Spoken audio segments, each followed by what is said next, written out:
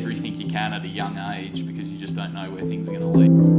The Warnes and the Haydens and Pontins, Langers, all the younger age. I think it's more about trying to get as much enjoyment as you can. My first cricket academy was called the David Boone Academy, actually in Hobart.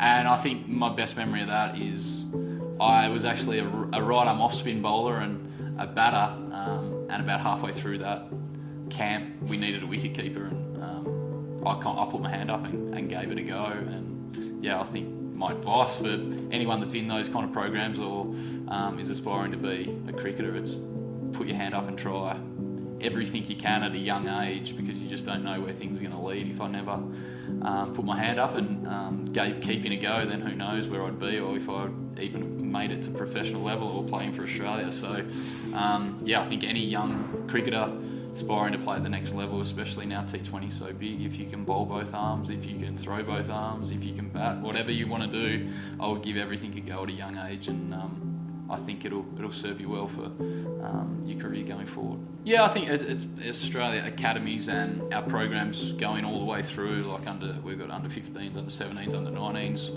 all the things that most countries have got. But I think at the younger age, I think it's more about trying to get as much enjoyment as you can in playing the game firstly, and then as you get playing those squads and as you get the good coaching around, you develop very, very quickly. And some kids develop a lot later, some develop earlier. So I think early days, there's not too much pressure put on our younger players in Australia to be this or to be that, or you have to do this or you have to do that. I think the world games develop so fast and coaching's develop so fast that have the ability to be yourself, I think, is a big thing. And if you look at some of the great players around the world, they don't have one set style. There's so many different styles within cricket, and as you go through the under 17s, 19s, and then to professional cricket, I think it's really important to keep your own unique personality within the game. I think it's crucial. I think the first memory I've got of meeting big name players is when I got picked in the under 19 World Cup squad, and then we went to the WACA during a test match and met all the players, went in the rooms, and just like the Warnes and the Haydens and Pontins, Langers, all the big guns.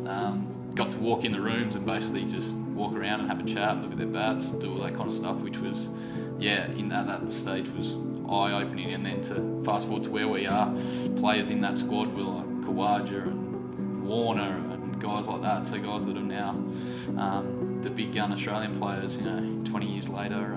Yeah, it's pretty cool to think back and think of those memories. When I was about 17 or 18, I played against New South Wales, and obviously Tasmania is for people that don't know, is a very small state, not a lot of representation, and we played New South Wales, which obviously are the biggest in the country. And I remember I scored a big 100 there, and we did really well. I think we won that game, and playing against Warner and Smith and guys like that are now big players. That's one memory I look back at. We did really well in we beat a couple of I think we beat Victoria as well, as like this small state, to go and play against the bigger states.